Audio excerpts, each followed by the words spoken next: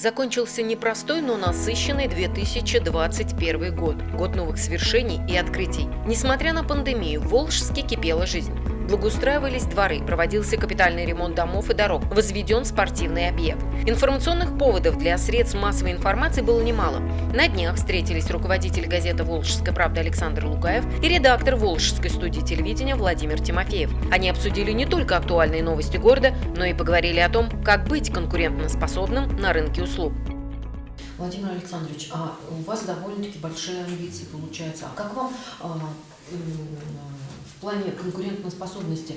Ведь у нас тоже были несколько частных таких организаций, но они не устояли перед наплывом федеральных, таких как Ростелеком, МТС, вот мой бывший руководитель, да, вот они тоже. Потом еще кто-то создавал телеканал, теперь вы вот пришли. Не телеканал, а вот эти вот кабельные сети, теперь вы зашли в город.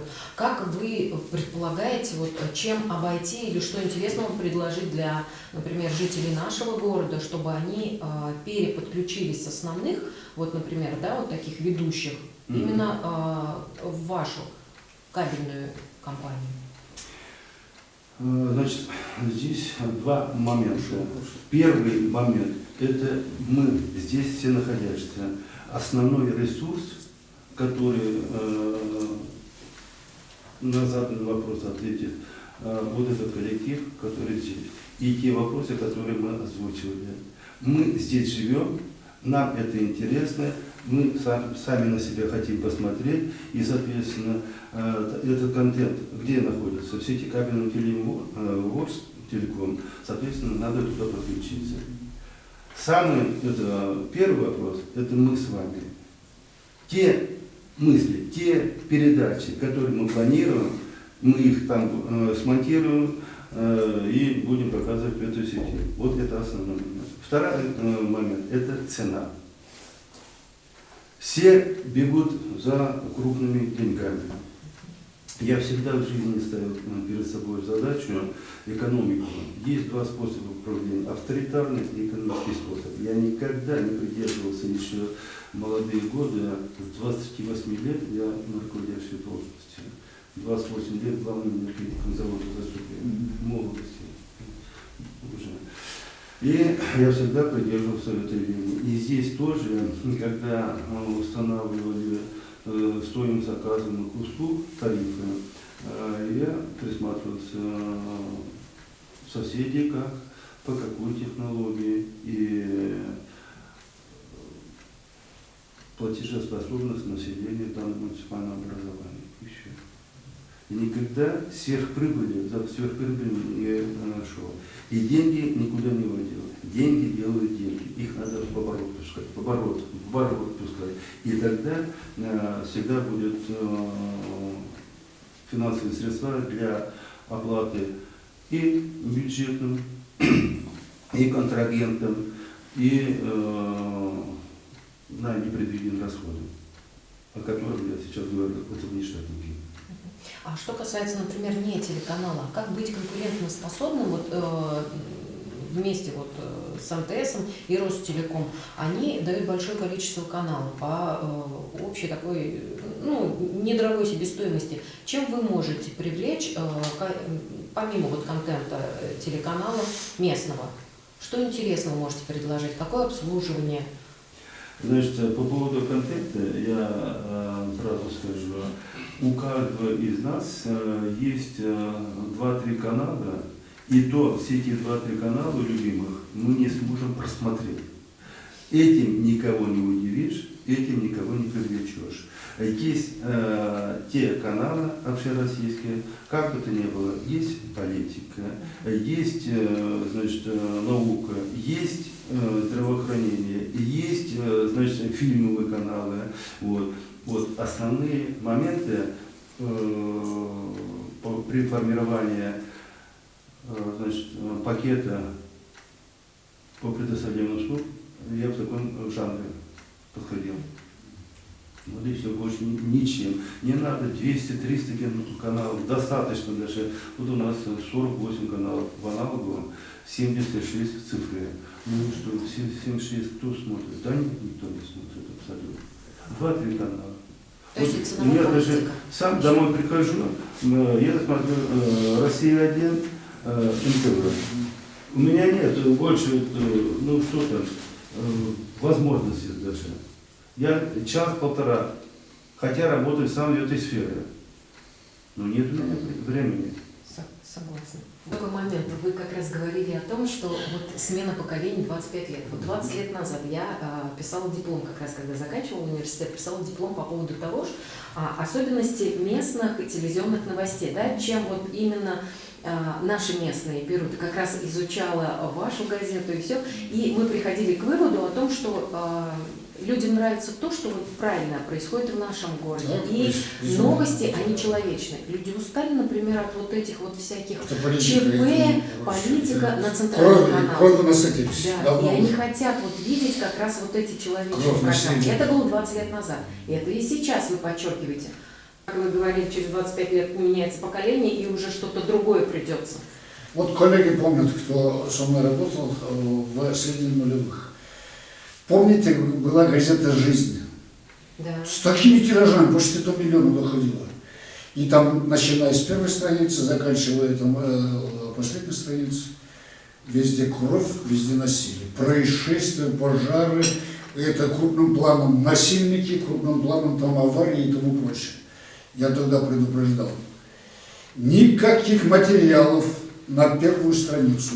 «Волжская правда» выходит вот столько лет, 40-го года, тому прочее. Но никогда. Если происшествие 01, 02, 03. Никаких снимков крупным планом, тому прочее. Но самое главное, я тогда предупреждал. Я говорю, все это пройдет. Люди насытятся. Уже смотреть на это не смогут. Буквально прошло 5-6 лет. Жизнь с такого тиража, такой тираж. А потом в киосках на первом плане, помните, «Спид-инфо» и «Жизнь».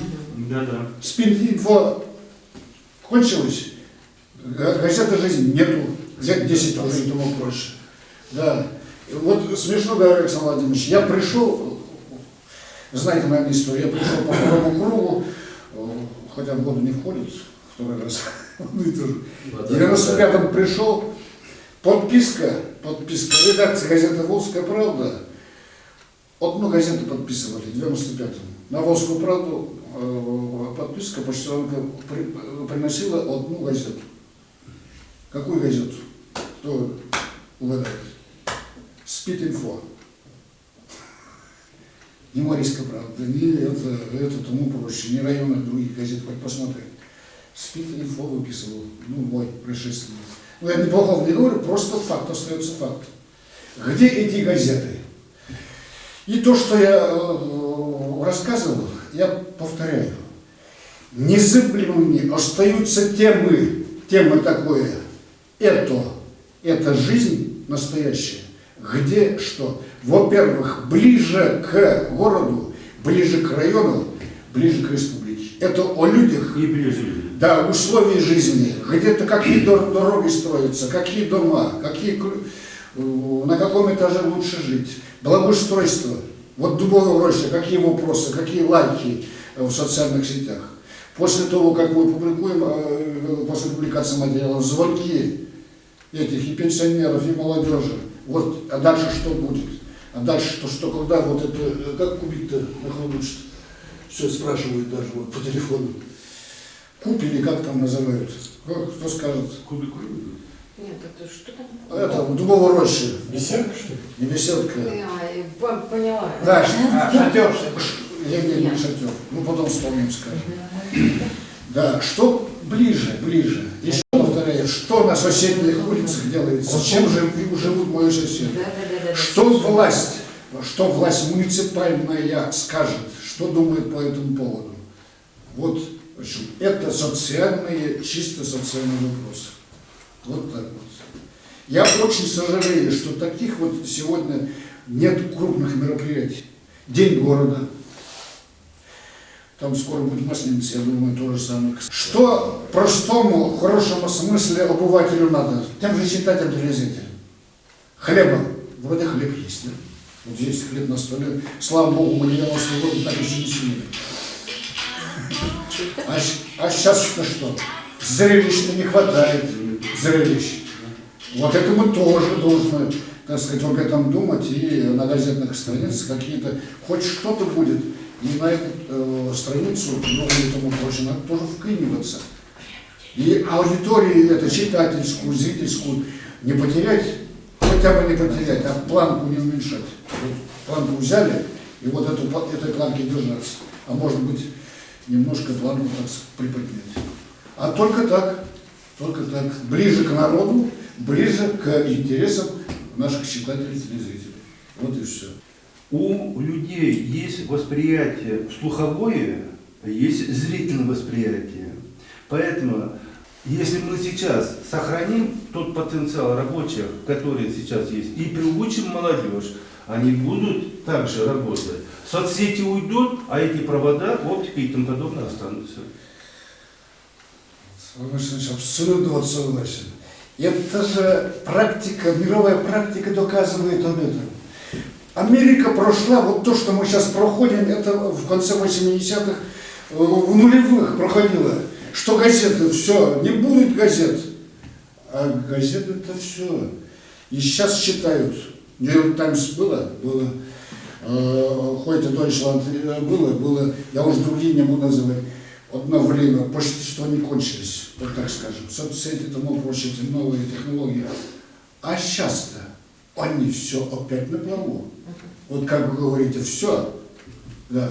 В фильме «Москва слезам не верит», там Розовый Телевизор. говорит, это да, Вроде, да, будет одно сплошное телевидение, не будет ни театров, ничего. И мы сейчас возвращаемся, люди с удовольствием, а особенно после пандемии, с удовольствием ходят в театр. Все равно выписывают газеты и читают. Журналы на новом уровне, потому что это в история интернете... развивается по спирали. Да, это точно. Также обсуждались тематические передачи, которые выпускаются с участием подрастающего поколения.